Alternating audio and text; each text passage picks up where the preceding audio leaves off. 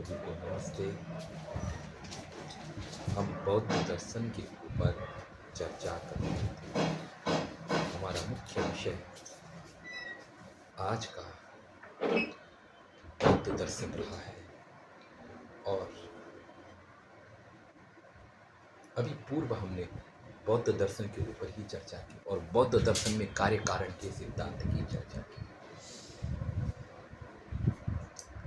हाँ, हमने बौद्ध दर्शन के कार्य कारण का बहुत अच्छा विश्लेषण किया है।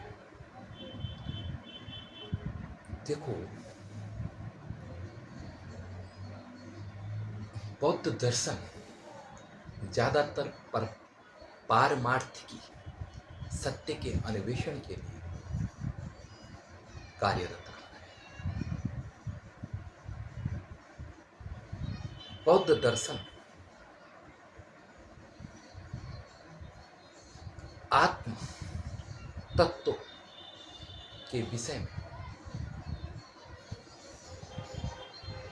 उन्होंने आत्म तत्व को नकारा है, अर्थात आत्म के जगह पर उन्होंने अनात्मवाद को रखा है। जो हमने सत्यम ज्ञान, जो हमने सच्चित आनंद की परिभाषा की, बुद्ध ने ठीक उसके विपरीत अपना दर्शन प्रस्तुत किया। उन्होंने सत्य के जगह असत्यवाद अर्थात अनात्मवाद, असतवाद अर्थात अनित्यवाद, चित्त की जगह उन्होंने अनात्मवाद,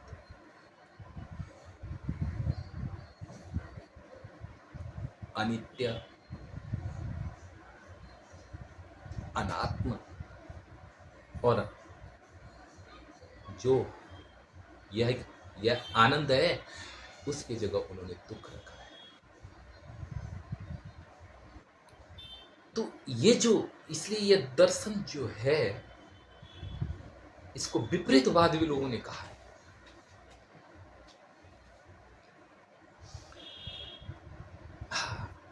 तो कहने का तात्पर्य यह है कि जब हम ये कहते हैं कि आत्मा अस्ति, मैं हूं, तो उनका यह कहना है कि सबसे बड़ी बुराई की जो जड़ है वह मैं है। जो यह आत्म प्रतीति है यह सबसे बुराई की जड़ है। बोला व्यक्ति का राग जो है यह अहम केंद्रित है, अहम पर है। जब चित्त उसे कहते हैं या आनंद रूप उसे कहते हैं तो वहां आनंद की लालसा से व्यक्ति प्रवृत्त होता है, राग की प्रवृत्ति होती है और राग का उच्छेद, राग के परे आत्म तत्व, राग के परे जाना है, क्योंकि राग इनका उच्छेद, इनका खत्म ही मोक्ष कहलाता है। तो जब तक आत्म रहेगी तब तक राग द्वेष आदि गुण रहेंगे और जब तक अहम प्रतीति है तब तक ये रहेंगे।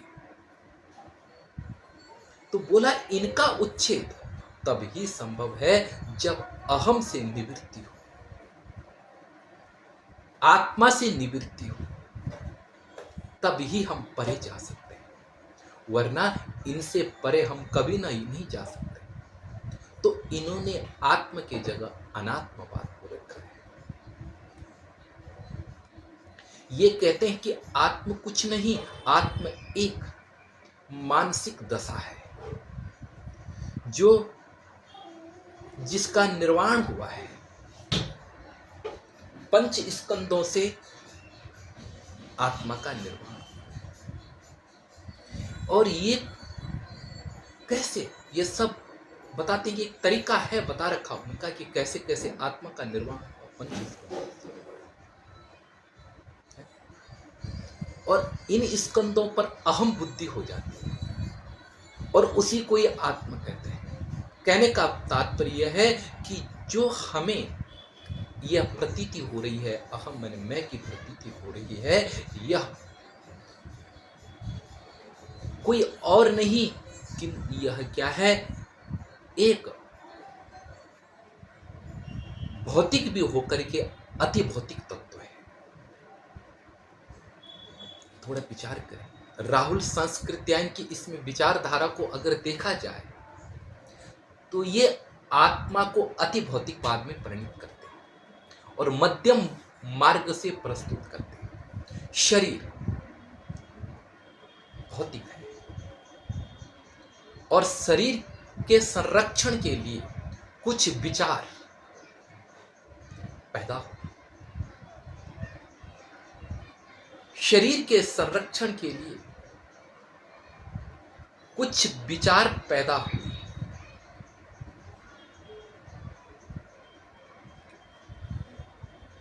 ये अपनी सत्ता को बनाने के लिए शरीर ने कुछ विचार पैदा हुए, परिस्थितियां मनुष्य के लिए भगवान बनी। परिस्थितियों ने मस्तिष्क के इस मानव के दिमाग को स्पष्ट किया और उसके अंदर स्पष्ट समझने की और देखने की क्षमता का जन्म हुआ। और जब वह स्पष्ट देखने और समस्या को समझने की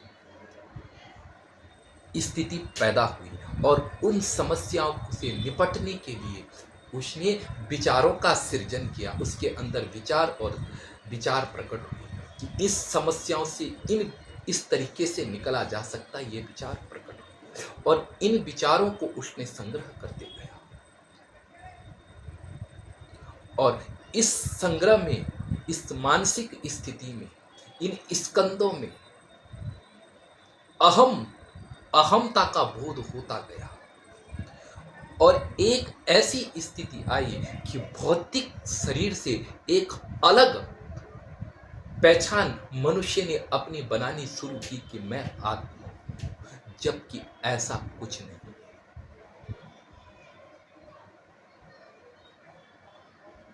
यह शरीर में है लेकिन शरीर से एक अलग प्रतीति है जो क्या है, जिसे हम आत्मा बोलते हैं, लेकिन है वह शरीर से ही पैदा हुई और शरीर का ही संरक्षण के लिए निर्मित है और उसको हम आत्मा बोलते हैं। और ये निद्रा अवस्था में गायब हो जाती है। निद्रा अवस्था में यह शरीर अचेतन अवस्था में चले जाता है, चेतना से रहित है। आचार्य शंकर आदियों ने तो ये कहा कि मैं हूं, यह प्रतीति होती है। मैं खूब सुखपूर्वक सोया था, लेकिन उसकी बात एक अलग है। अभी हम बौद्ध दर्शन के ऊपर बात कर रहे हैं, जब वहां पर बात करेंगे तब हम आएंगे। तो एक स्थिति विलोप हो गई है, बस श्वास चल रहा है। तो ये कहते हैं कि इसका मतलब यह है कि चेतना जो है यह क्या है, आत्मा से रहित हो सकती है। अचेत अवस्था में श्वास चल रही है, धड़कन चल रही है, सब कुछ है, लेकिन चेतना से रहित प्रतीति। तो यह जो प्रतीति है चेतना से रहित, इसका मतलब वहां चेतना का अभाव है।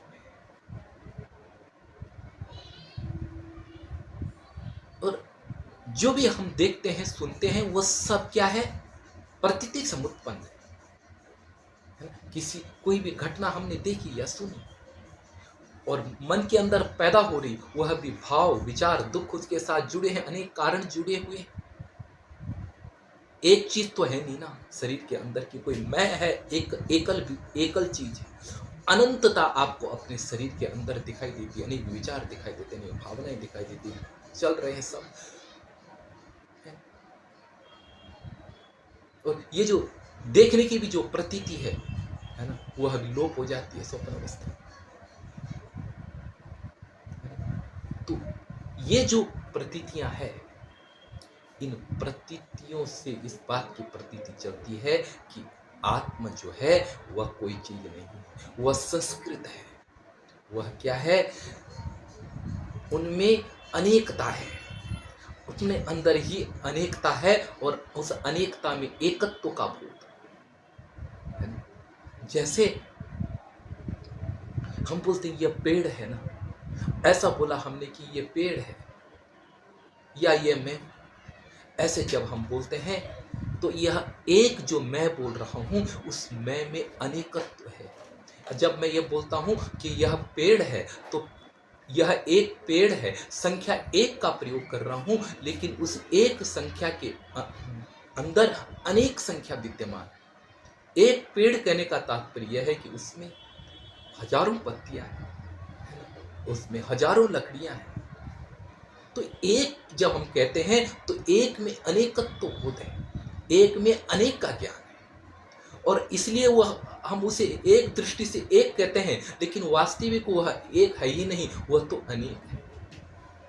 ऐसे ही जब हम ये बोलते हैं कि यह आत्मा है तो आत्मा एक नहीं, उसमें अनेक विचारों का संग्रह है।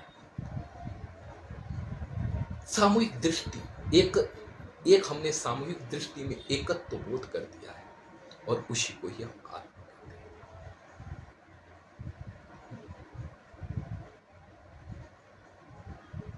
तो ये जो स्थिति है, यह सब है, ये जो हमारे सब मैटर जन्य है,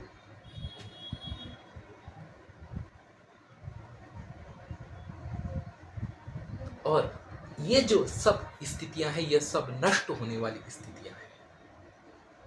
इसीलिए हाँ, एक बात और भी आती कि इतना होने पर भी गौतम बुद्ध ने स्वर्ग को माना है, नरक को माना है। बोला भला आप तो धार्मिक बन गए, तुम तो स्वर्ग की बात कर रहे हो, नरक की बात कर रहे हो। हाँ किया है, लेकिन बुद्ध की देशना थोड़ा अनुपम रही। बुद्ध नैतिकता का बहुत प्रबल समर्थक रहे। इतने होने पर भी उन्होंने व्यवहारिक सिद्धांत का कभी लोप नहीं किया। उन्होंने स्वर्ग और नरक की अवधारणा थी, और स्वर्ग और नरक की अवधारणा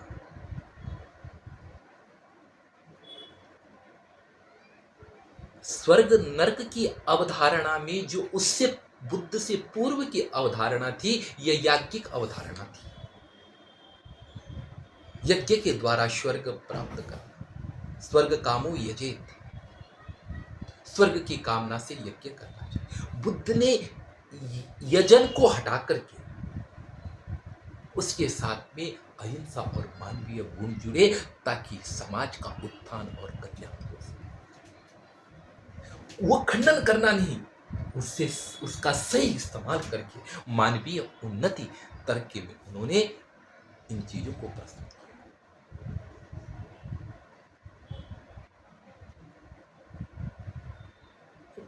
उन्होंने एक बहुत उत्तम बात कही, शायद स्वर्ण प्रभात सूत्र में आई है।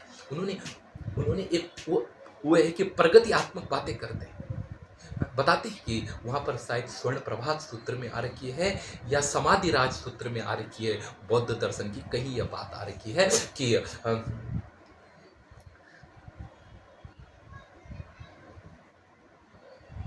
एक व्यक्ति जाता है, कहीं जा रहा था, अपने घर की तरफ जा रहा था एक व्यक्ति, और वह जैसे जाता है घर के दरवाजे के पास में पहुंचता है, उसको देखता है कि घर में आग लगने वाली है।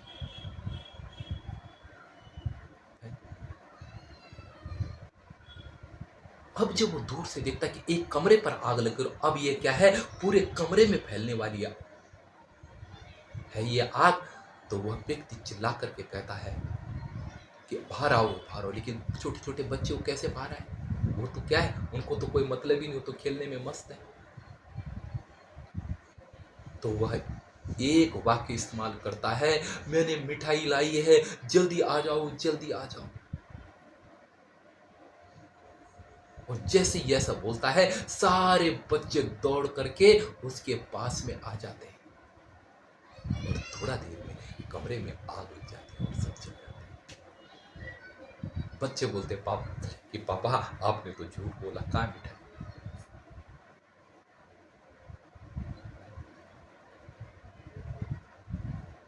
कहाँ मिठाई? आपने तो बहुत झूठ बोला। मिठाई कहाँ? बच्चे नाराज हो। उन्होंने बाप ने कहा कि बेटा देखो, ये देखो ऊपर घर जल रहा है।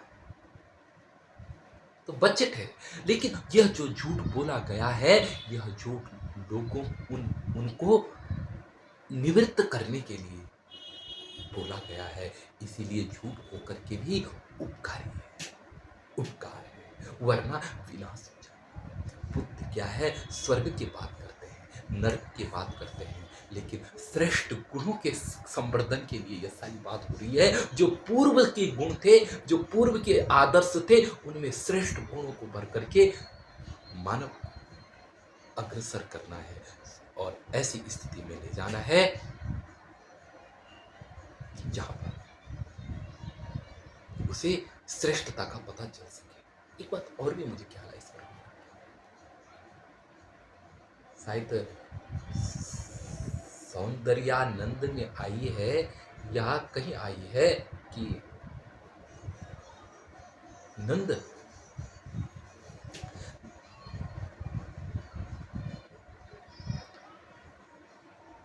को अपनी पत्नी से बहुत लगाव था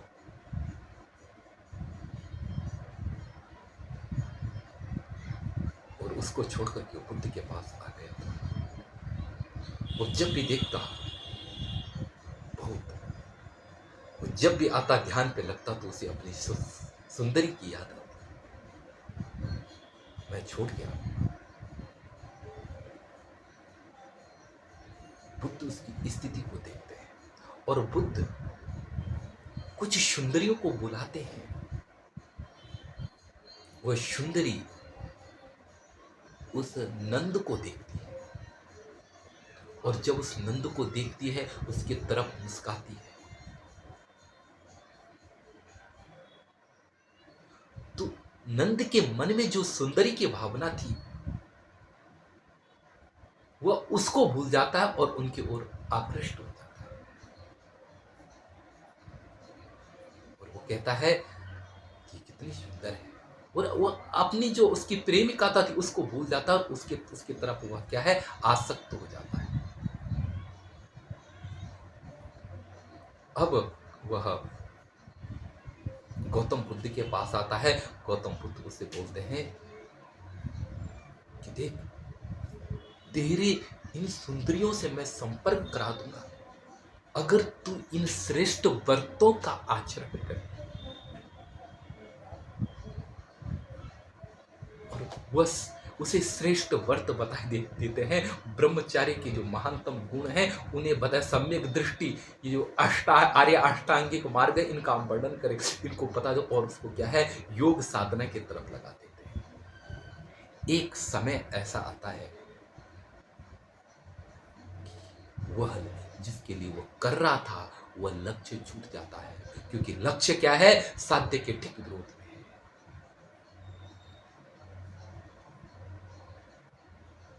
उसके अंदर वह प्रज्ञा जागृत हो जाती है। श्रेष्ठ कार्य के लिए लोभ दिया जाता है ताकि वह श्रेष्ठ श्रेष्ठ श्रेष्ठ स्वार्थिक लक्ष्यों को बताया जाता है ताकि वह निस्वार्थ के तरफ मुड़ सके।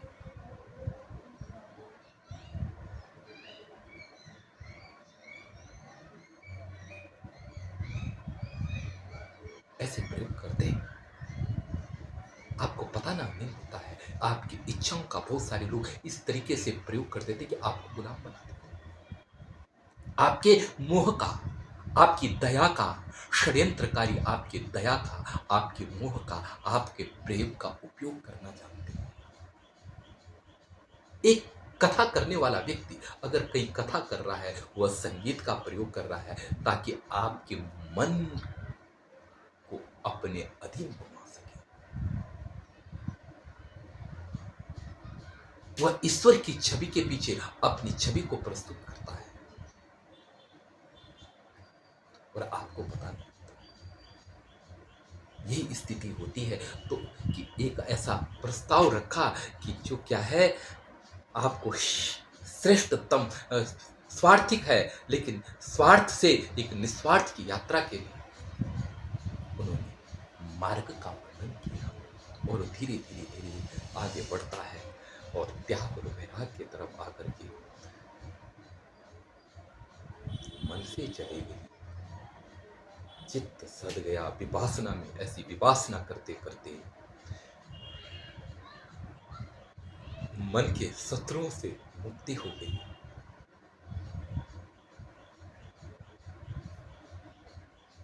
राग, और जब राग चले गया तो बताते कि वह सुंदरियां उसके सामने आई, लेकिन तब कुछ न था। तब एक हड्डी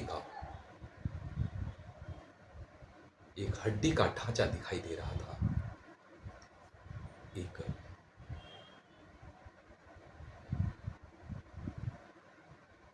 हड्डी का ढांचा एक दिखाई दे रहा था और एक क्या है, हड्डी रक्त मांस का एक पुतला दिखाई दे रहा था और कुछ नहीं था, क्योंकि है ही मिथ्या के ऊपर सत्यारोपण ही तो।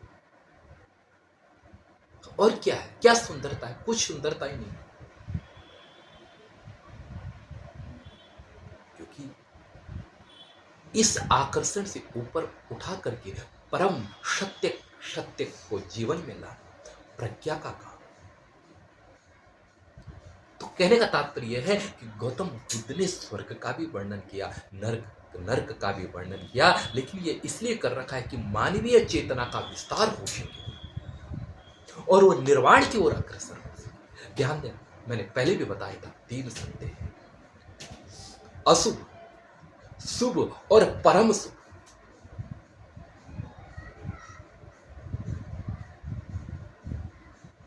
अशुभ, शुभ और परम शुभ। ये अशुभ और जो शुभ है ये परम शुभ के लिए। अशुभ नरक की यातनाओं का भय इसलिए दिया जाता है ताकि आप श्रेष्ठ कर्म कर सकें, निर्वाण की ओर बढ़ सकें। और शुभ का प्रलोभन इसलिए दिया जाता है कि ताकि आप परम सुख की ओर अग्रसर हो सकें।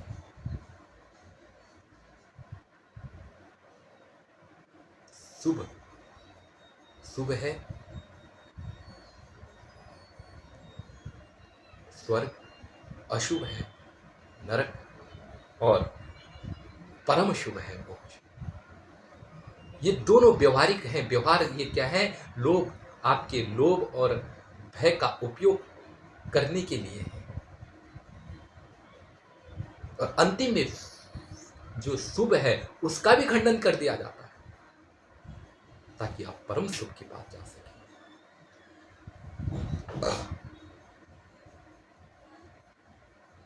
मोक्ष, मुक्ति, बुद्ध का निर्वाण के विषय में वर्णन। बुद्ध निर्वाण की बात करते हैं और यह भी एक पारंपरिक सत्य ही है निर्वाण। लेकिन निर्वाण के विषय में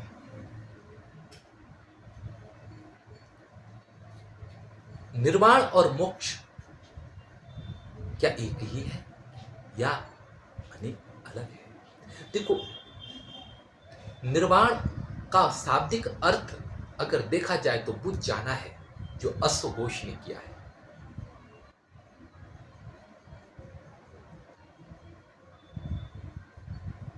तो क्या उच्छेद है निर्वाण?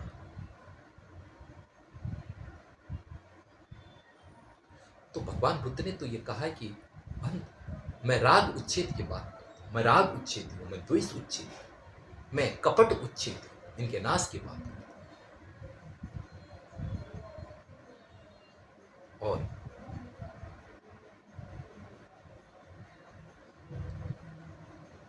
ये उच्छेद है, उच्छेद हूं लेकिन इनके उच्छेद। अच्छा, तो अब प्रश्न यह है कि इनका उच्छेद, मैं राग से रहित हो जाना, द्वेष से रहित हो जाना, और ऐसी स्थिति है कि जिसका बखान नहीं किया जा सकता है। इसको गौतम बुद्ध ने अव्याकृतम कहा है।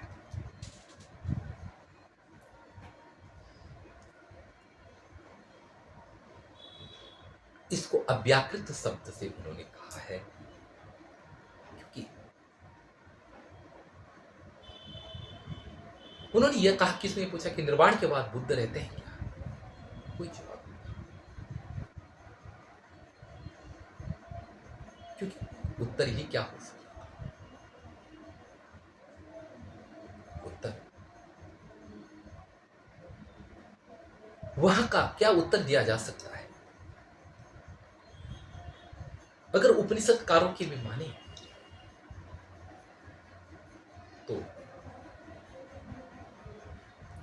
वहां वह मन बुद्धि का विषय नहीं, और उस विषय में वर्णन करने की अपेक्षा बुद्ध के शब्दों में उन चीजों का वर्णन कर दिया जाए कि जो जीवन जीने के उपयोगी,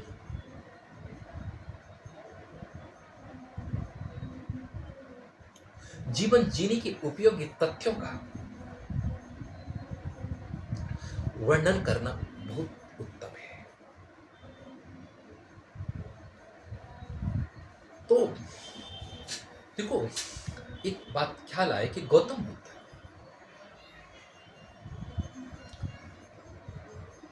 एक जंगल में जा रहे हैं। मैं एक रूपक बना करके जंगल में जा रहे हैं। वहां से आवाज आती है, हाय मैं मर गया, हाय मैं मर गया।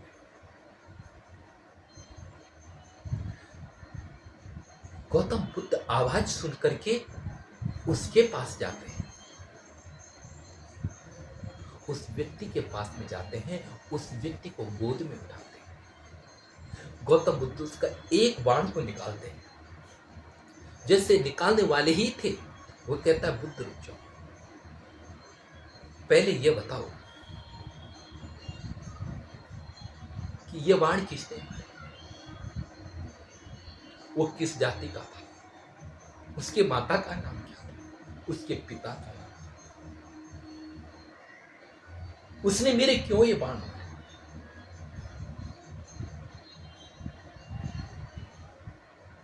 मैंने उसका क्या बिगाड़ा।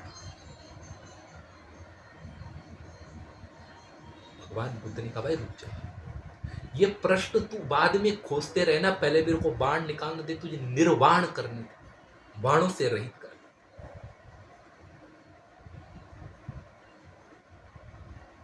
उन्होंने उसके बाण निकालना शुरू किया। जब वो बाणों से रहित हो गया, पीड़ा से रहित हो गया, बोला, अब प्रश्न तू उतना करो, उत्तर ढूंढते रहे। पहला उत्तर यही है कि इंसान को दुख मुक्ति दे दो, स्वतंत्रता दे दो, उसको उसके चित्त, उसके विषादों को खत्म कर दो, वह अपना मार्ग अपने आप ढूंढ लेगा। उसको क्या है, उसकी जो प्रज्ञा में विरोध पैदा करने वाले हैं, जो उसको उसकी उन्नति में बाधक हैं, जो उसको अन्वेषण करने में जो उसका विरोध जो बाधा पैदा कर रहे हैं, जो प्रतिबंधक कारण है, जो क्या है, किसी कार्य को रोकते हैं,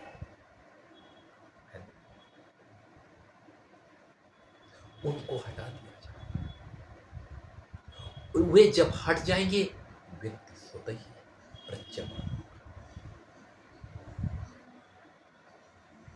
प्रज्ञाशील, और वह अपना मार्ग खुद ढूंढ लेगा।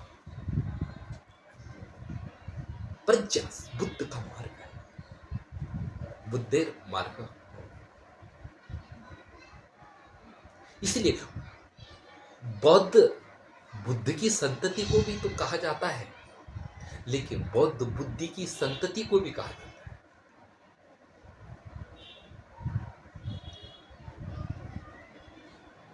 बुद्धि शब्द से अण प्रत्यय करेंगे तो बौद्ध ही तो बने, या बोधेय ढक भी बन सकता है, स्त्रियां ढक, बुद्धि शब्द नहीं, बौद्ध अण प्रत्यांत ही है। अस्तु।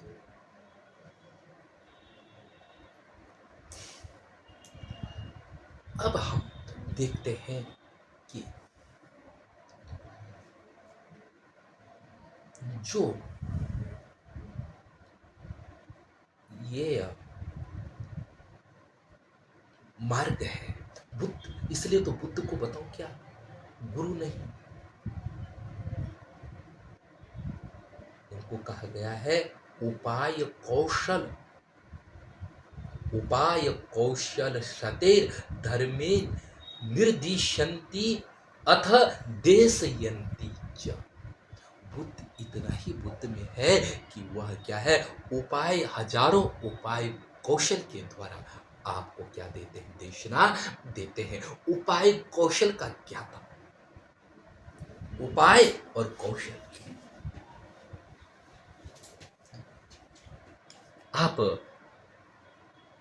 आपको उपाय ही चाहिए,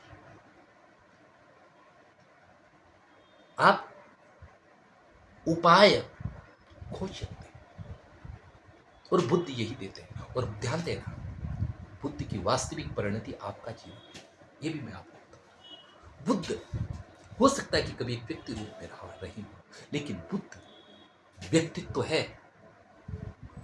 हमने पहले भी बताया था, धर्म काया,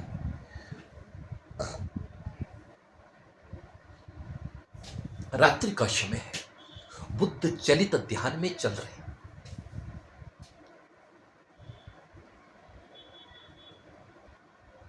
वो चलित ध्यान में चल रहे हैं। चलित ध्यान में नहीं, एक समग्र एकाग्रता के साथ अपने साथ में चल रहे हैं, कहने का तात्पर्य अपने से दूर कहीं नहीं। इतने में जब चल रहे हैं, वहां एक व्यक्ति भी चल रहा है, वह भी अपने मौज में चल रहा है और रास्ते से पत्थर उठा रहा है और झाड़ियों में पत्थर फेंक रहा है। बुद्ध उसके पीछे अपने न होने की स्थिति में चल रहे हैं, क्योंकि बुद्ध बुद्ध जो है वह न होना ही है, न होना का, न होने का होना, अपना न होना और विश्व विराट चेतना का प्रकटीकरण शरीर से चल रहा हो, यही वास्तविक जीवन है। अपने मैं का विसर्जन और संपूर्ण धर्म राशि विश्व को चलाने वाली जो नियम है वह अपने शरीर से प्रकट होगा। यही तो चल रहा है। वह समग्र चेतना, वह स्पष्ट चेतना, एक व्यक्ति चल रहा है अपने अपने मन के जंजालों को घूमते हुए, सोच तनाव में चल रहा है, हाथ में पत्थर और झाड़ियों में फेंकता है।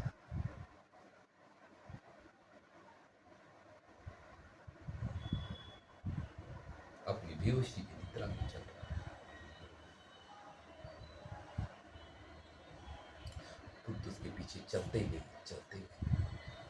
बहुत लंबा समय हो गया। बुद्ध ने थोड़ा सा एक हुंकार भरी खांसी की, खूंगे थोड़ा जैसे अपना परिचय दिया, वह पीछे देखकर एकदम से तैराक ऐसे बेस जीवन पहना हुआ,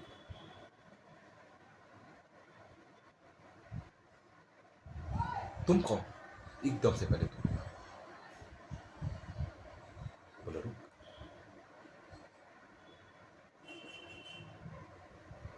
बोला, मैं डर गया था, तुमने मुझे डरा दिया था। बोला, नहीं मैंने नहीं डराया था, मैं कहाँ डराने वाला था, मैं तो चल रहा था, तुम स्वयं डरे हो, तुम्हारा भय पैदा हुआ है, तुम्हारा भय उल्टा सुल्टा देखता है,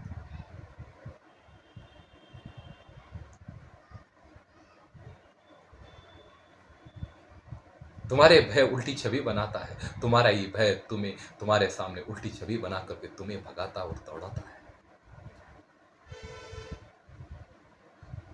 मैंने तो कुछ नहीं किया।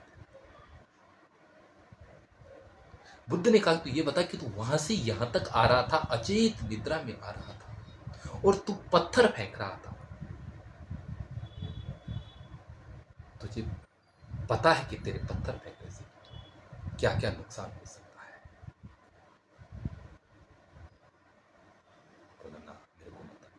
बोल आप बताओ बुद्ध, आप तो बुद्ध, मैं नहीं बुद्ध, तो खुद बताओ। अब जब उन्होंने इसको सामने प्रश्न किया कि तू खुद बता, तब उसके अंदर चेतना पर उसने जोर दिया और चेतना से उत्पन्न हुआ कि हो सकता है कि बुद्ध कोई वहां बैठा हो, उसके पत्थर गिरा जाए। हो सकता है बुद्ध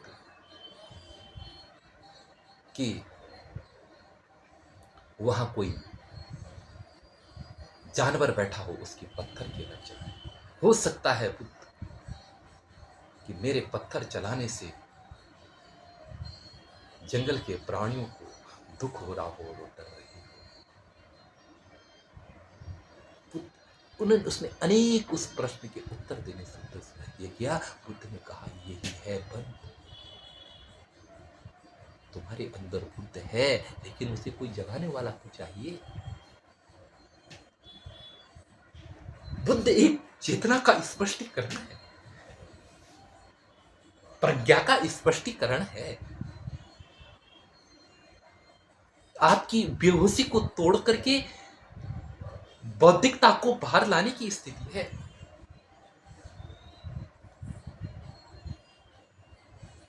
सृजन है। और ये है वह वास्तविकता देखा जाए तो व्यक्तिवाचक संज्ञा एक व्यक्ति की संज्ञा, व्यक्तित्व की संज्ञा बन जाती है गुणों के कारण। इस देश में सब राम रहते हैं और इस देश में सब रावण रहते हैं। यह एक शब्द अनेकत्व में आरोपित किया जा सकता है।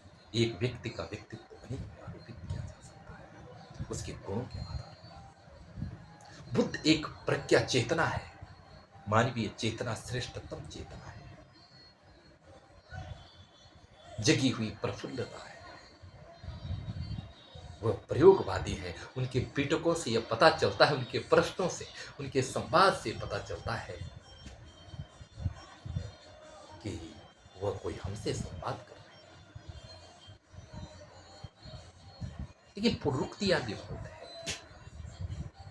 और वह दृढ़ता करने के लिए, जैसे गीता में है और चीजों में भी, हे अर्जुन ये आत्मा नित्य है, हे अर्जुन हर जगह, क्योंकि दृढ़ कर बनाने।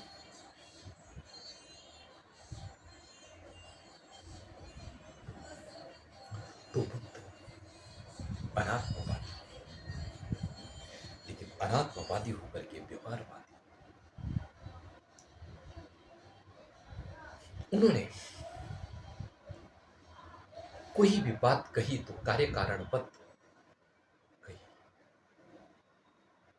उन्होंने प्रतित्य समुत्पाद का वर्णन किया, कार्य कारण के क्षेत्र। हम इस चीज को पीछे कारण कार्य कारण में थोड़ा बताना।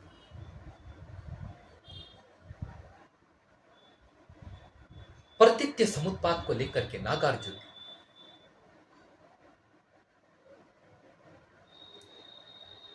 प्रतित्य समुत्पाद को लेकर के नागार्जुन शून्य मुख्य विवर्त माध्यमिक कार्यकारिणी की, और प्रतित्य समुत्पाद को लेकर के उन्होंने सर्वम सब क्या है क्षण भंगुर है। उन्होंने कहा शून्य का विवर्त यह जगत है। उन्होंने कहा कि प्रतित्य समुत्पाद के माध्यम से, कार्य कारण के माध्यम से उन्होंने इस बात की घोषणा की है कि सारा जगत शून्य शून्य से उत्पन्न है। उन्होंने सांप्रतिक सत्य माने पारमार्थिक सत्य और व्यवहारिक सत्य दो चीजों को प्रस्तुत किया है। उन्होंने एक मैटर दृष्टि और एक कार्य दृष्टि, दो दृष्टियां हैं।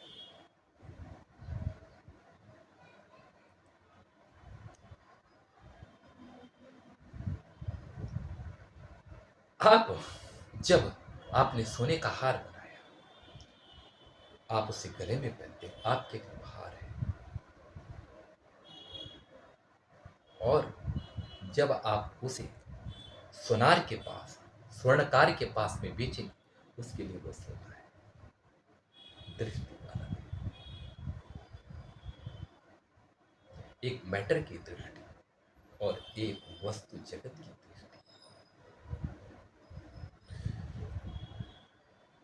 वस्तु जगत में कार्य कारण का संबंध हो सकता है गहराई से, लेकिन जब हम मोक्ष की तरफ, परमार्थ की तरफ बढ़ते हैं, तो ऐसी स्थिति है जहां यह छोड़ना पड़ता है सब कुछ। क्योंकि जो भी मन बुद्धि का विषय होगा, वह प्रतीत समुत्पन्न कार्य होगा और उसका कोई कारण जरूर।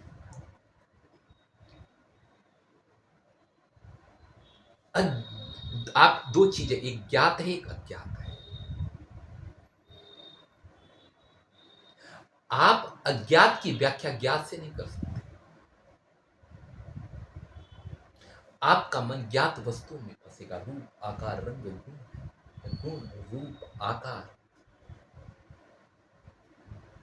वस्तु का आप देख रहे हैं, आपने आम को देखा, आम का रूप क्या है? पीला, आकार गोल है, लंगड़ा गोल है आम का, रस मीठा, स्पर्श मुलायम।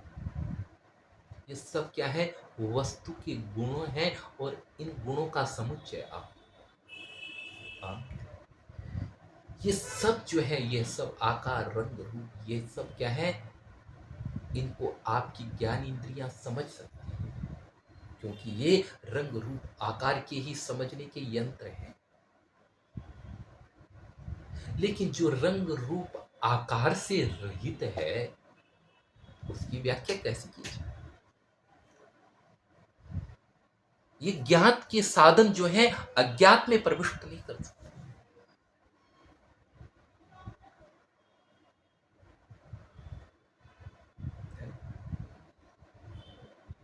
अब कोई ये बोलेगा मौत क्या है, क्या लोग क्या बताएंगे? स्वर्ग लोक नरक लोक ये तो धारणा मात्र है, लेकिन कैसे पता चले? क्योंकि वहां आपका कोई संबंध ही ना करे। आपके कर्म धर्म सब सब जो है वो ज्ञात में है। और डर भी इसीलिए है मौत से, क्योंकि आपकी जो भी चीज है वो वहां जा ही नहीं सकती, उसको यही छोड़ना पड़ेगा, अकेला जाना पड़ेगा। ज्ञात में हम दबे हुए हैं, ज्ञात में हम आसक्त हैं, इसलिए अज्ञात में प्रवेश करने के लिए है तो नहीं। अगर एक भी उसके साथ में जाने वाला हो तो उसे भय ही ना हो। जाने वाला मतलब ये नहीं कि कोई है, लेकिन इसलिए कि ये सब बेकार हो जाते हैं।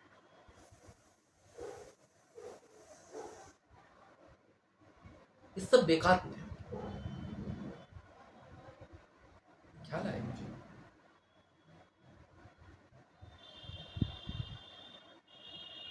बुद्ध ने मौत को दुख रूप कहा है। सब दुख है क्योंकि आप आसक्त हैं। सब राग जन्य, जहां राग है या द्वेष है, वो सब दुख है। आपका राग आपका दुख। उपगुप्त है, एक बौद्ध भिक्षु है उपगुप्त, और बताते हैं कि यह अशोक के सम्राट अशोक के गुरु है। और एक वासव दत्ता नाम स्त्री है, वह उपगुप्त से प्रेम करना चाहती है और वह उसे अपने प्रेम में आसक्त करने के लिए अपने सौंदर्य के विभिन्न अपने सौंदर्य को विभिन्न तरीके से प्रकट करती है, लेकिन वह अनासक्त है, अदृढ़ है। उसे पता चलता है तो वह उसे मना करता है कि नहीं, बोला मैंने तो अपना हृदय गौतम बुद्ध को दे दिया।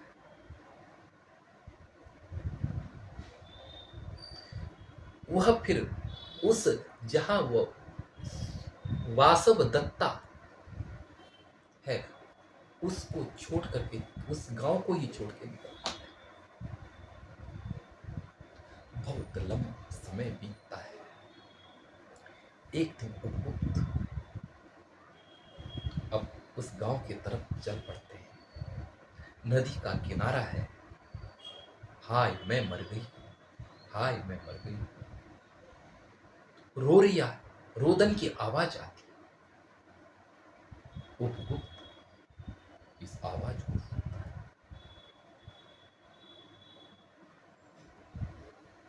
वो करुणा चाहता है, क्योंकि अपना जीवन तो दुख निवारण के लिए ही। बौद्ध और भिक्षुओं का जीवन दुख निवारण के लिए है। इसीलिए तो चरे भिक्षवे चारिकम, बहुजन हिताय लोकानुकंपाय चरे भिक्षवे चारिकम। बुद्ध की देशना तो यही थी। चरे भिक्षवे लोकानुकंपाय, लोकहित के, लोकानुग्रहाय, लोगों के ऊपर दया करने के, अनुकर चरे भिक्षवे चारिकम। हे भिक्षु, तुम विचरण, तुम चारिका,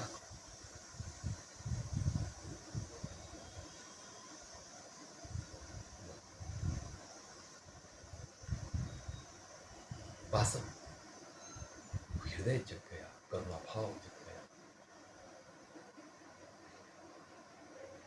सत्यनिष्ठ करुणा जा वह जाते उस तरफ देखते हैं।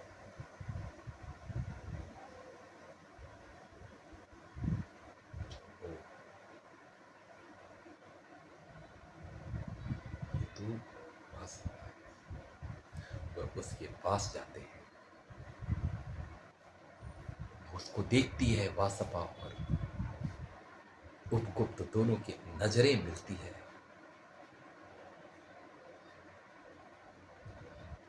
और वह उस स्त्री को, उस लेडीज को अपने गोद में उठाते हैं, जो बिल्कुल मरने वाली है, मरण स्थिति में है, जिसके शरीर पर गंध आ रही थी, जो कभी सौंदर्य की रानी थी, वह आज रोग के कारण कुरूप बनी हुई है।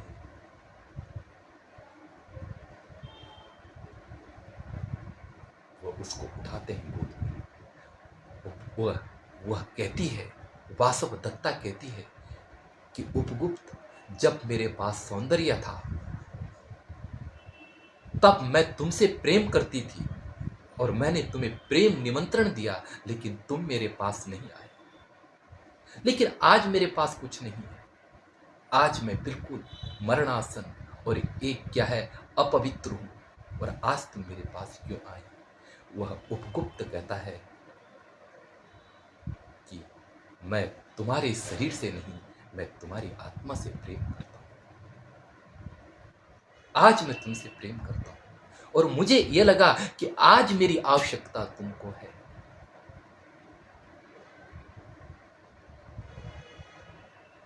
वह उपगुप्त उसे गोद में उठा करके वैद्य के पास ले जाते हैं, डॉक्टर के पास ले जाते हैं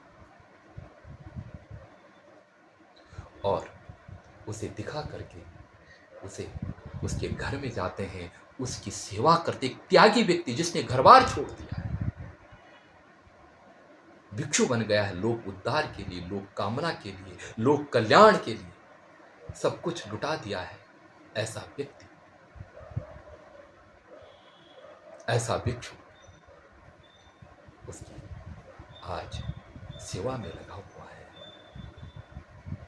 बताते हैं वह ठीक होती गई। अब जब वो ठीक हो गई और उसका सौंदर्य पुनर्निखरने लगा,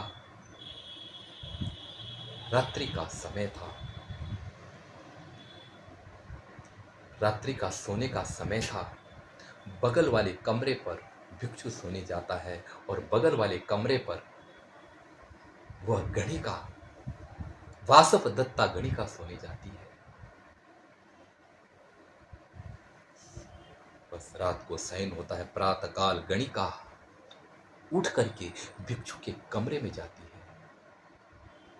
और वहां ढूंढती है। वो देखती है कि वहां भिक्षु वहां से गायब। रात हो गई।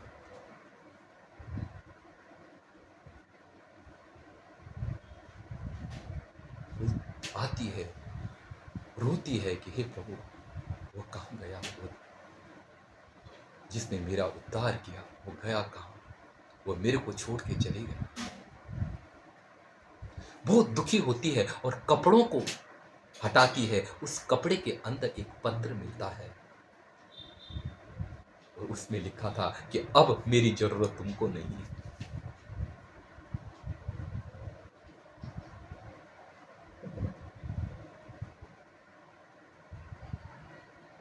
अब तुम अपना जीवन का उत्थान करो, अपने जीवन की तरक्की करो। मेरा जीवन तो दूसरों के हित के लिए, दूसरों से मुझे कुछ मिले उसके लिए मुझे आवश्यकता नहीं। इसलिए शांति दीक्षित ने भी कहा है कि परम सत्येषु दीयताम्, निर्वाण के लिए मेरा जन्म हुआ है और निर्वाण मेरा तभी हो सकता है जब मैं जीवों का हित करके अपने जीवन का उत्थान करूं।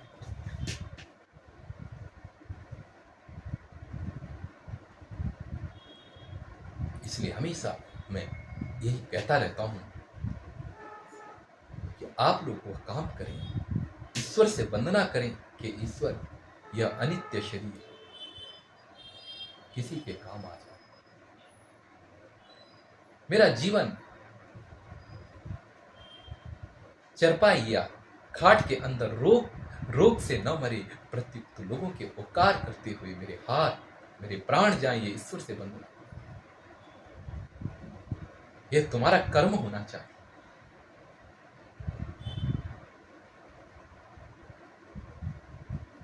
उपकार के लिए जीवन, अपकार के लिए। तो हाँ, अब ये बता रहा था कि ये जीवन ऐसा अनित्य है, इस जीवन का कोई पता नहीं। ये जो रूप है ये खत्म हो जाएगा, नष्ट हो जाएगा, बताते हैं। अब जब वो शुद्ध,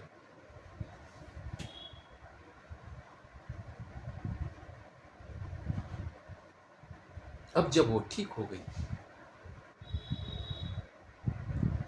वो बाद में देखती है इधर उधर कमरे में, वहां दो चीज मिलती है। एक तो चोला टंगा हुआ है, चिवर, और एक कटोरा भिक्षु का, एक सन्यासी जिसमें अपना जीवन यापन करता है, सारी आवश्यकताओं को त्याग दिया। यह कटोरा इसलिए धारण कर रखा है कि मेरी आवश्यकता इस कटोरे के बराबर है और मेरी आवश्यकता कुछ नहीं है, इसलिए वो कटोरे का पात्र धारण करते हैं। संपूर्ण आवश्यकताओं का लोभ केवल शरीर निर्वाह के लिए कर्म करना, अपने शरीर को जीने के लिए एक कटोरा मात्र काफी है। इससे अधिक मेरा जो भी होगा वो लोक कल्याण के लिए। वहां एक कटोरा पड़ा हुआ है और एक चीवर, एक कपड़ा पड़ा हुआ है। आज अब वह उन दो चीजों को देखती है, बगल में जाकर के स्नान करके आती है, उस कपड़े को अपने शरीर के ऊपर धारण करती है और हाथ में कटोरा धारण उठा करके कहती है, बुद्धम शरणम गच्छामि, और भिक्षु हो जाती है।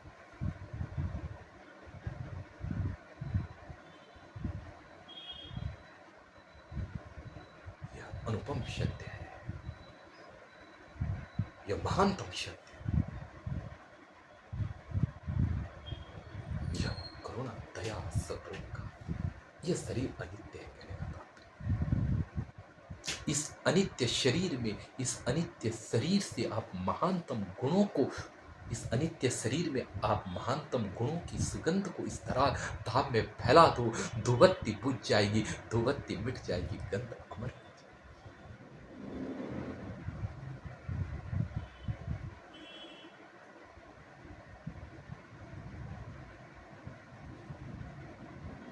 तुम्हारा जीवन अमर,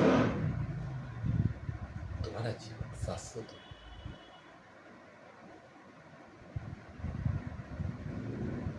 तुम्हारा जीवन जो है वह कटने के लिए, कटने का मतलब जो आप ये संतति परंपराओं में बह रहे हैं और जो एक सर्कल चल रहा है मेरे से, बेटा हुआ, बेटे की शादी को, फिर बेटा का बच्चे पैदा हो, फिर बाप उसका पालन पोषण करेगा, फिर वह बेटे को उसी काम पर लगाएगा। यही सर्कल चलती है। क्या इससे बाहर भी कुछ सोचा जा सकता है?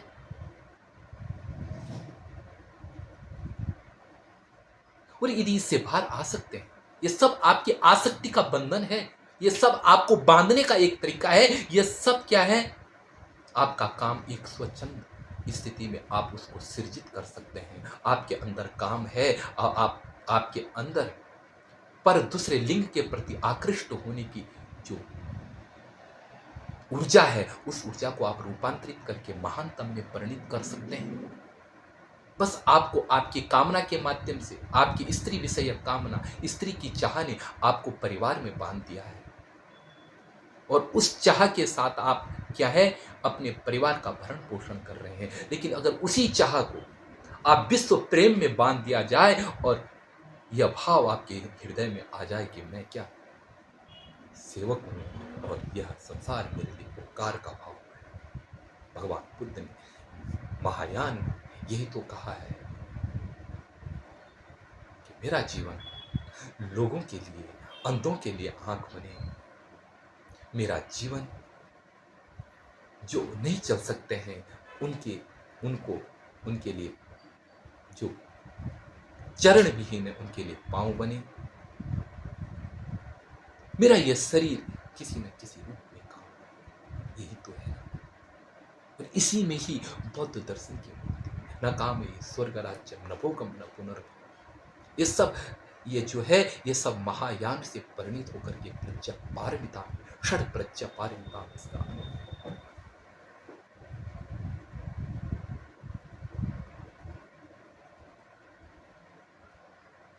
इसलिए आप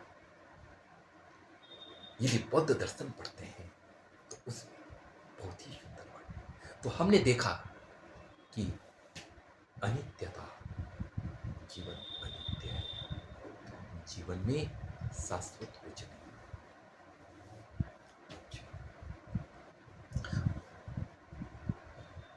अनित्य जीवन है और इस अनित्य जीवन से उधार कार्य श्रेष्ठ काम करो। यह संसार जो है, इसके जो आदर्श नियम है, प्रकृति के जो आदर्श नियम है,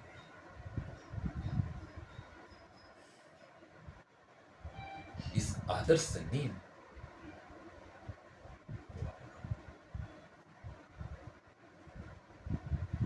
इसमें अपने जीवन को समर्पित करो। तो आपने अभी देखा ना कि यह अनित्य यौवन जो नाश होने वाला है, आपके रोग, आपको रोग आएगा, जैसे वासव दत्ता को आएगा, आप छिन्न हो जाएंगे, लेकिन आप तब भी ना जाएंगे, सौंदर्य चले जाएगा, छिन्न हो जाएगा।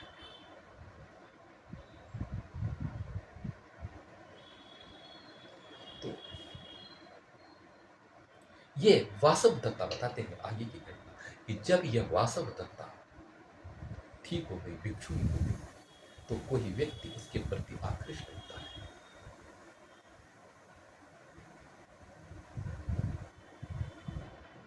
और वह, क्योंकि उनकी धारणा यह थी कि जैसे यह पहले है अब भी वैसी ही होगी, क्योंकि वह नगर वधु है।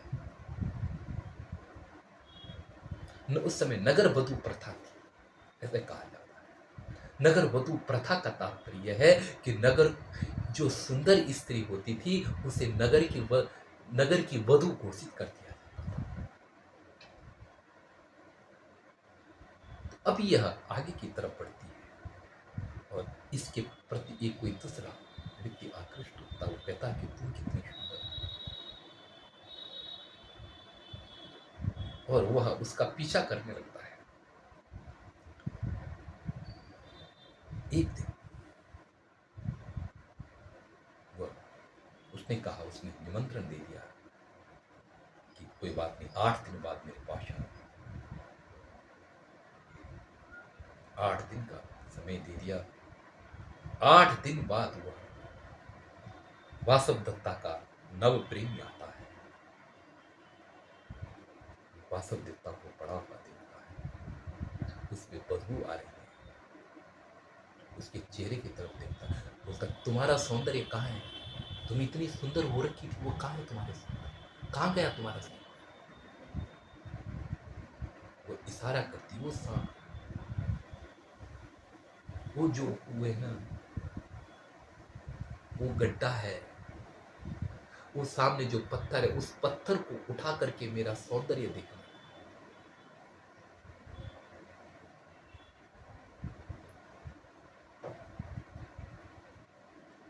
वो जाता है उसके सौंदर्य देखने के लिए उस गड्ढे में।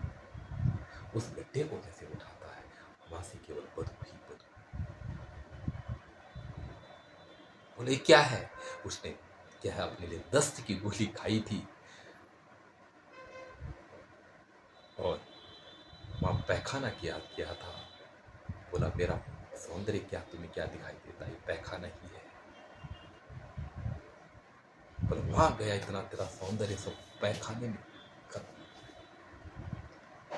बोला शरीर के प्रति घृणा हो गई, शरीर से आसक्ति ममता छूट गई, इससे रहित हो गई और शरीर के प्रति ज्यादा लगाव, शरीर के प्रति अत्यधिक लगाव पतन का कारण होता है। बुद्ध बचने के लिए, बुद्ध इसके प्रति अनित्य भाव, आत्मा को अनात्मा रूप में बताया, ताकि व्यक्ति महान उद्देश्यों को, महान नियमों से अपने को एक कर सके, नियम एकत्व बन जाए।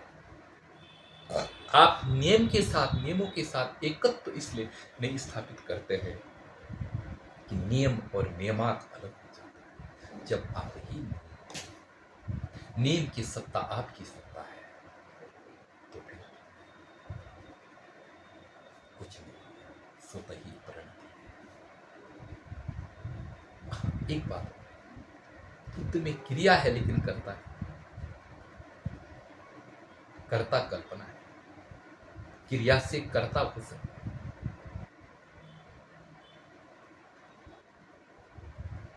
कर्ता तभी बनती जब क्रिया है। कोई भी वस्तु है, गुण है लेकिन गुणी नहीं। गुणी एक कल्पना है।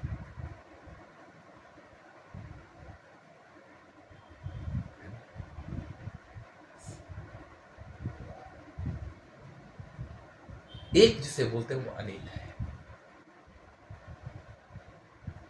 एकत्व भाव मिथ्यात्व है। उनके मत में सब प्रकृति प्रत्यय संभूत है। तो जहां यह महाकरुणा पैदा हुई, वहां अनित्य दुख, इन सिद्धांतों का विवरण बुद्ध कर्म शुद्धि का मार्ग दिया है। बुद्ध साधन की पवित्रता, साध्य की पवित्रता, साध्य पवित्र हो तो साधन अवश्य पवित्र होता है।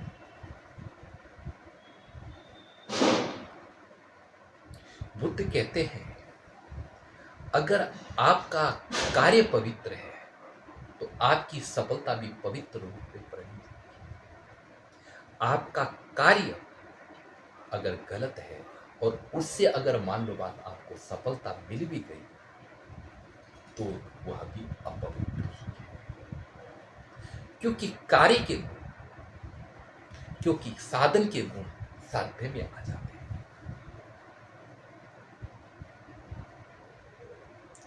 बुद्ध कहते हैं कि अकतम दुखतम स्येयु पश्चात्तपति दुखतम अकतंच सुकृतम स्येयो यम कत्वा न तपति।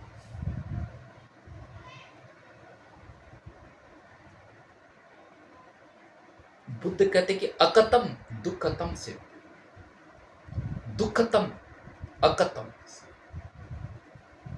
बोलते पाप को न करना ही श्रेष्ठ है। दुखतम अकतम से, दुखतम मैंने पाप को, अकतम मैंने न करना, श्रेयो मैंने श्रेष्ठ है। मैंने पाप को न करना ही श्रेष्ठ है। क्यों? क्योंकि पश्चात्तपति दुख, बाद में दुखी होना। और कतंच सुकृतम से, और अच्छा कर्म करना श्रेष्ठ है। क्यों? क्योंकि यम तत्वा नाम तपति, क्योंकि उसको करके संताप नहीं करता।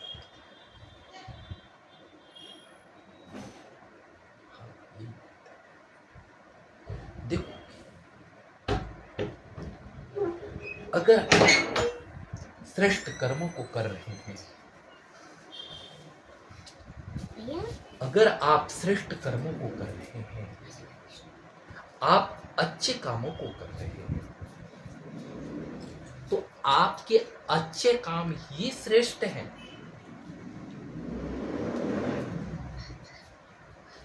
आप जब सुंदर काम कर रहे हैं तो आपका यह सुंदर कार्य करना ही श्रेष्ठ है। क्योंकि आपका सुंदर कार्य आपके लिए सुंदरता लाएगा। अब एक मान लो,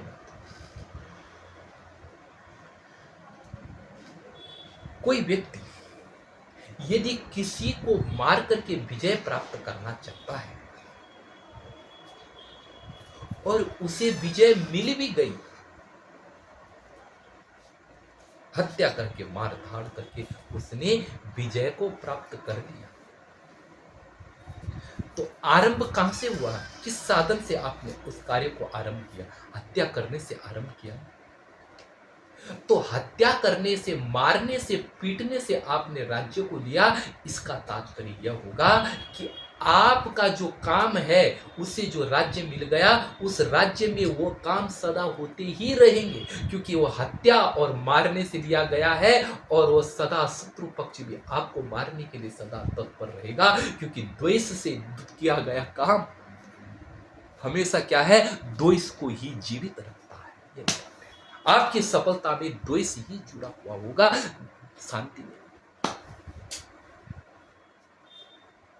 साधन पवित्र हो तो साध्य पवित्र आता है। आपने प्रेम करुणा से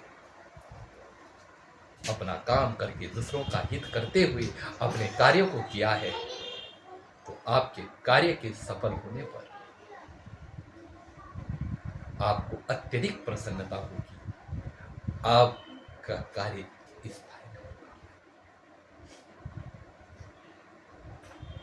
हत्या करके किया गया, हत्या करके, लड़ करके, द्वेष करके फैलाया गया कार्य हमेशा लोगों के अंदर कांटा बनकर खटकता रहे।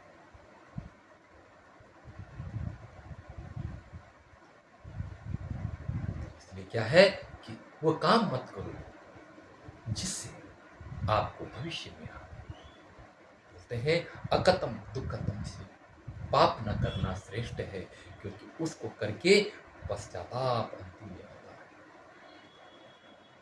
अगर आप बुरा करेंगे तो अंतिम में पश्चाताप ही आपको,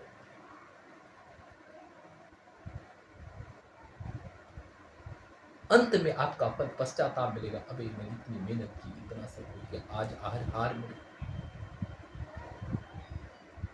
और कतंच सुकृतम,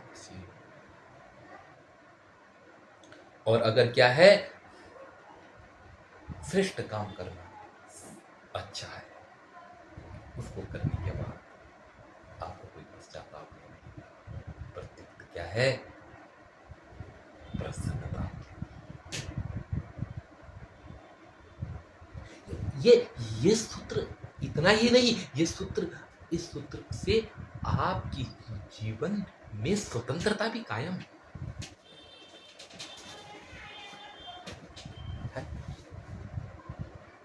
मतलब कैसे? तो स्वतंत्रता कायम इसलिए है कि वह काम मत करो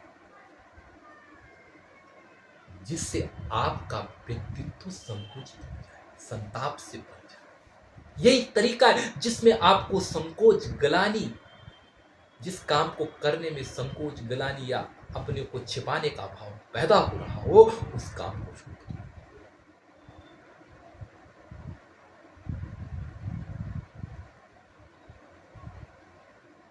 उस काम को करना ही है जिसमें जिससे आपका व्यक्तित्व छोटा हो रहा हो, आत्मग्लानि हो, अपने को छिपाने का भाव आ रहा हो, उसे हटा दो। लाभ नहीं, लाभ को नहीं देखना है, ये देखना है कि इससे मेरे को क्या, इससे मेरा व्यक्तित्व कहीं छोटा तो नहीं हो, कहीं ग्लानि तो नहीं हो रही है, कहीं क्या है, मेरा व्यक्तित्व खत्म तो नहीं हो रहा है, कहीं मेरे ऊपर लोग दुखेंगे तो नहीं, ये भाव, ये देखना है। अगर ये चीजें पैदा हो रही हो कर्म करते समय, उस कर्म को छोड़ो, श्रेष्ठ कर्म को करो, क्योंकि उसको करने के बाद संताप आपको, उससे आपका व्यक्तित्व आगे बढ़ता है।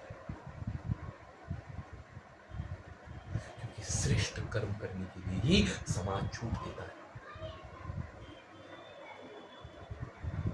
बुराई के लिए रोक है, बुराई के लिए स्वतंत्रता है, लेकिन श्रेष्ठ काम करने के लिए स्वतंत्रता नहीं। श्रेष्ठ गुण, श्रेष्ठ मानवीय गुण ही के कारण तो मानव की स्वतंत्रता जीवित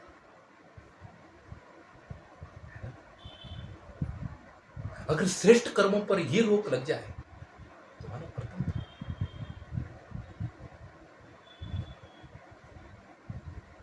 आपकी हत्या करने पर रोक है, लेकिन दया, इसके लिए आपको बुरे कर्म में, बुरे कर्म करने का प्रतिषेध है। आप बुरा कर्म करेंगे, हत्या करेंगे, किसी को पीटेंगे, उससे हक लेंगे, वो स्वतंत्रता आ जाएगी। शोषण ही तो स्वतंत्रता है ना? तो यह आत्म जीने का मंत्र है, वो काम मत करो जिससे आत्म क्या है,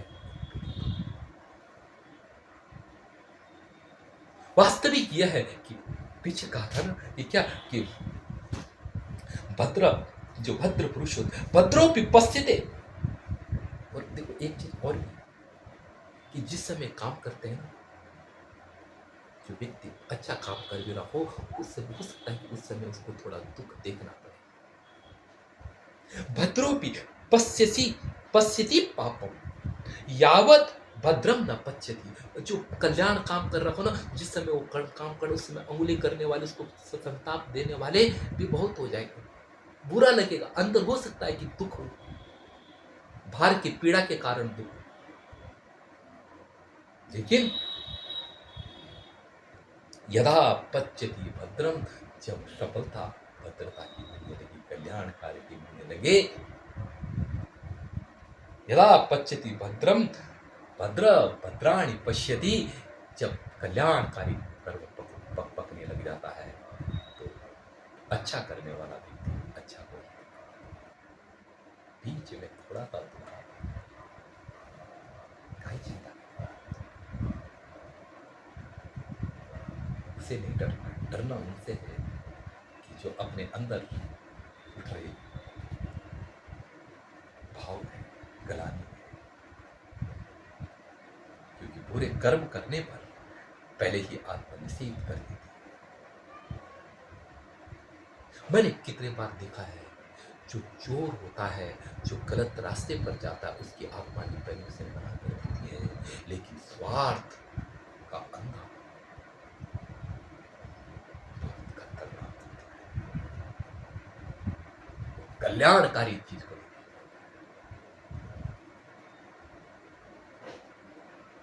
इसलिए भद्राणि पश्यति, अच्छा करोगे अच्छा देखोगे, अच्छा करोगे अच्छा,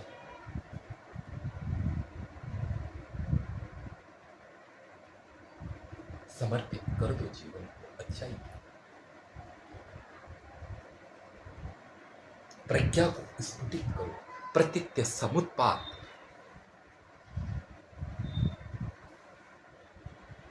के अनुसार जीवन को जियो। फिर प्रतित्य समुत्पाद की बात करते हैं, अनित्य है सब, प्रतित्य समुत्पाद सब नहीं है। आपने ये घर बनाया, ये घर है, ये देख रहे हैं, ये घर है, ये है कि प्रतीति। घर कोई स्वतः नाम की चीज ही नहीं इनके, जिसे देख रहा है वो नहीं है, ये ईंट पत्थर है, ईंट पत्थरों में भी नहीं का भाव है। इसलिए ये कहते हैं कि सर्वत्र नहीं का भाव है, कोई स्वतः नहीं है, सब परता है, और जो परता है, जिन्हें हम परे से ला रहे, वो अभी स्वतः नहीं। इनका कहने का तात्पर्य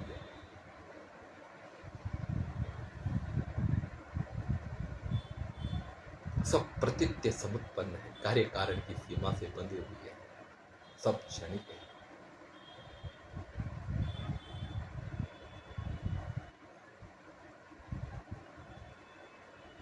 और इसको विज्ञान के क्षेत्र में भी कार्य कारण के नियम को विज्ञान के क्षेत्र में बहुत महत्व दिया गया।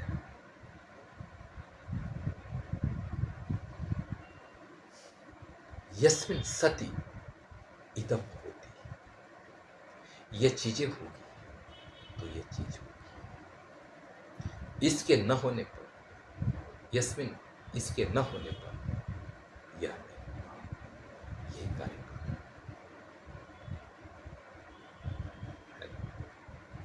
थोड़ा विचार करें, देखो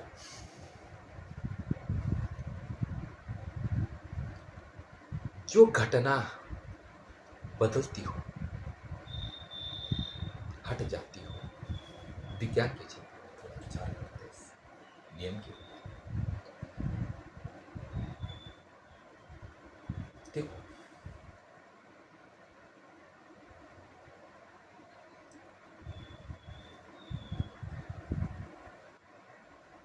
थोड़ा गणित का हिसाब से लगाएंगे तो थोड़ा अभी लेखन की ये नहीं है, लेकिन थोड़ा विचार करेंगे।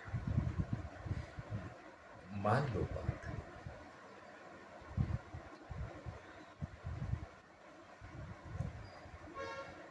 एक व्यक्ति ने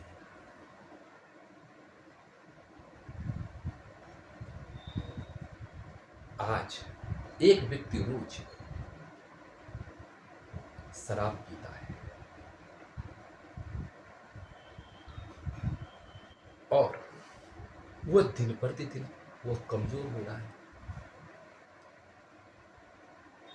अब वो शराब पी रहा है, और एक व्यक्ति खाना भी खाता है, पानी भी पीता है, सो भी रहा है, चल भी रहा है, और शराब भी पीता है। अब हमको देखना है कि इसकी कमजोरी के प्रति कारण क्या बनेगा।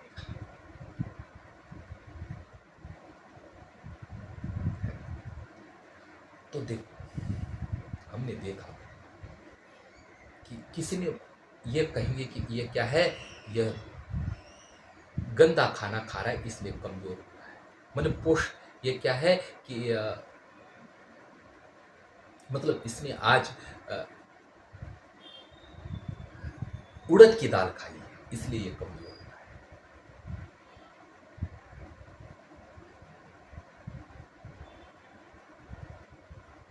दूसरे ने बोला कि ये क्या है, रोटी ज्यादा खा रहा है इसलिए कमजोर हो रहा है। तीसरे ने बोला कि देखो पहला दूसरा, पहले ने कहा कि यह उड़द की दाल खा रहा है इसलिए, दूसरे ने कहा रोटी ज्यादा खा रहा है, तीसरे ने कहा भात ज्यादा खा रहा है इसलिए कमजोर। चौथे ने कहा अरे आजकल मौसम ही कुछ ऐसा चल रहा है इसलिए कमजोर। पांचवें ने कहा ये दारू पीता है इसलिए कमजोर।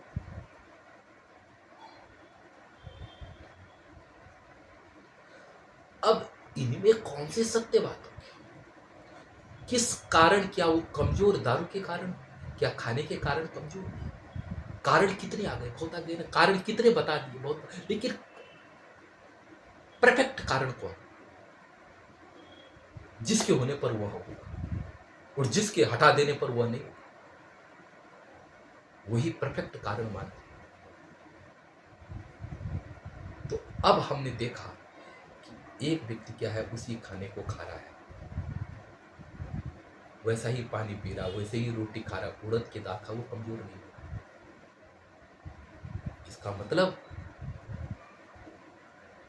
कमजोरी के कारण ये नहीं है, कमजोरी का कारण कोई और। तब हमने देखा कि एक व्यक्ति और कमजोर हो रहा है, लेकिन उसकी क्या है, वह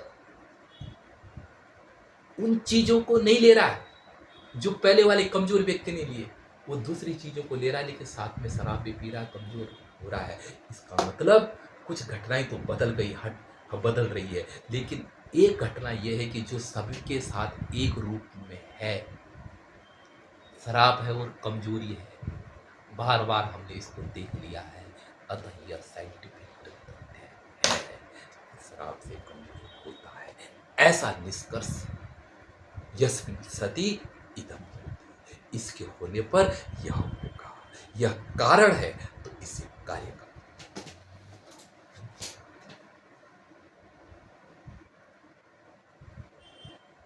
इसी को उपादान कारण भी कहा है दर्शनों में।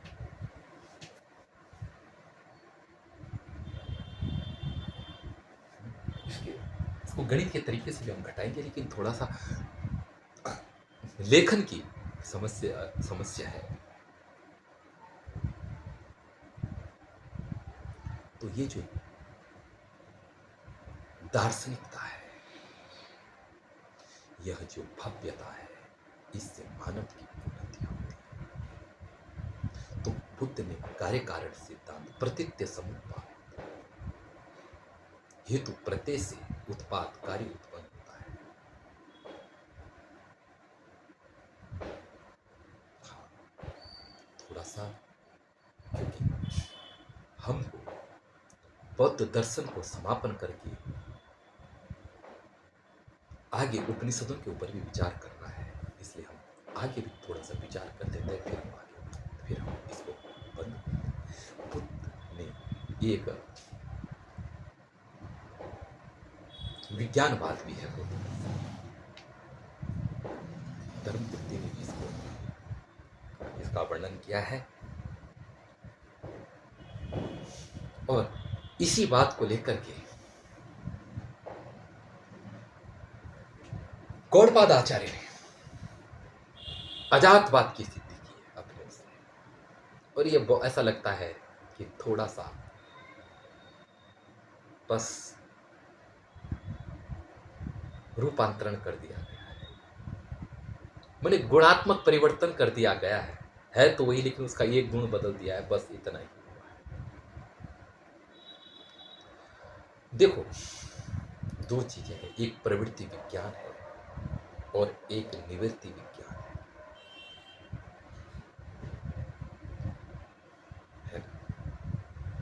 प्रवृत्ति विज्ञान उसे कहा जाता है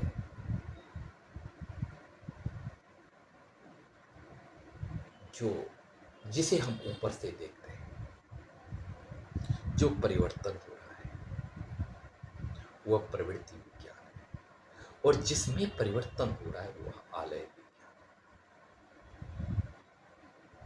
समुद्र जल तरंग का दृष्टांत देते हैं। समुद्र है, समुद्र में ज्वार भाटा लहर बुलबुलें उठ रही हैं। समुद्र के ऊपर उठ रहे हैं तो समुद्र एक तरह से आलय विज्ञान है, आलय विज्ञान है। और उसमें उठने वाले बुलबुले तरंग ज्वार भाटा ये सब क्या है? प्रवृत्ति विज्ञान। प्रवृत्ति विज्ञान उत्पन्न और नष्ट हो रहा है, आलय विज्ञान उसे देख रहा है। बौद्ध दार्शनिकों ने मन को भी ऐसा ही माना है, एक मानसिक स्थिति है, एक मन का स्थायी रूप है, जिसे कुछ कुछ स्थायी, कुछ स्थायी का मतलब यह है तो परिवर्तनशील है, लेकिन उसके ऊपर प्रतीति हो रही है विचारों की। आलय विज्ञान के ऊपर प्रवृत्ति विज्ञान नाच रही है, सारा काम उसके ऊपर है, और आलय विज्ञान भी परिवर्तनशील और अनित्य है, नाश होने वाले, नष्ट होने वाले।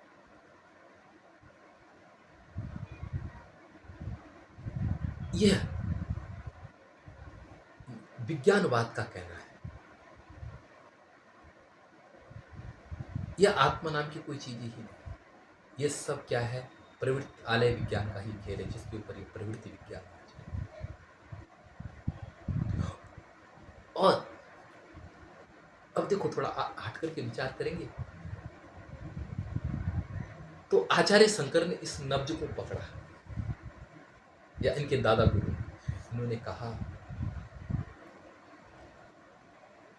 ठीक है, ठीक है, आलय जो विज्ञान है इसे आलय विज्ञान न कहकर इसे नित्य और अजर अमर आत्मा कहना चाहिए। देन किसकी बोलते हैं? बस एक गुण जुड़ जाए इसमें, अमर और नित्य, और सारा बौद्ध दर्शन है शंकर वेदांत में परिणित हो गया। इसलिए कई दार्शनिक तो ये मानने के लिए राजी है ही नहीं कि शंकराचार्य का जो दर्शन है वह क्या है? औपनिषदिक दर्शन है। वो तो उन्होंने तो कहा कि यह सब असतवाद है, मायावाद, असत शास्त्र। वो ठीक भी है, क्योंकि संगति बैठती।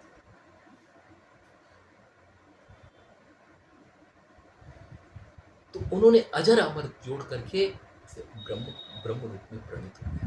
तो इसका तात्पर्य क्या? उन्होंने दृष्टांत दिया कि जैसे स्वयं देवदत्त, वह देवदत्त है, वह काल और इस काल में दोनों में देखा, तो यह जो प्रतिविज्ञा हो रही है इसको करने वाला मैं वही हूं जो पहले था। अगर बदल गया तो ये प्रतीति कैसे हो?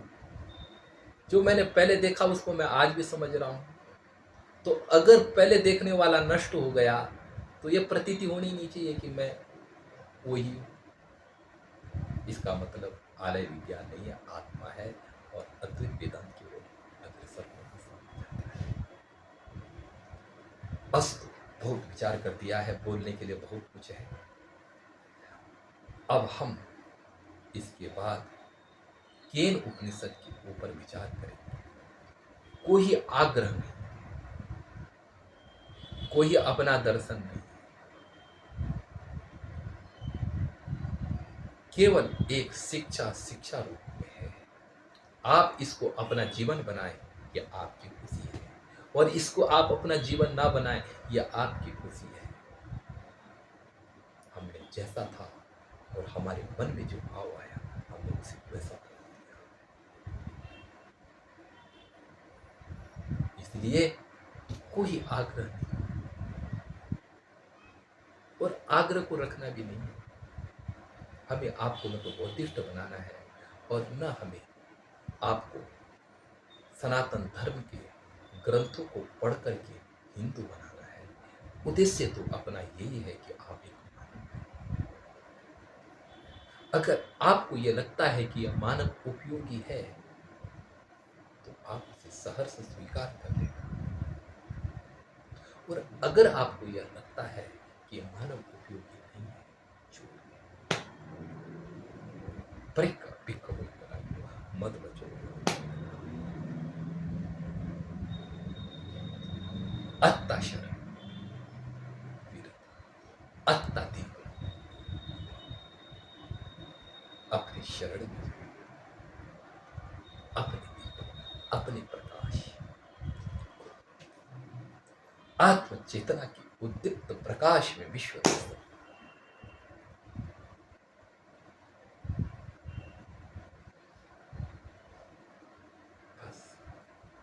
अंधकारेण अहो नत्था दीपम कथम न गविष्यतम।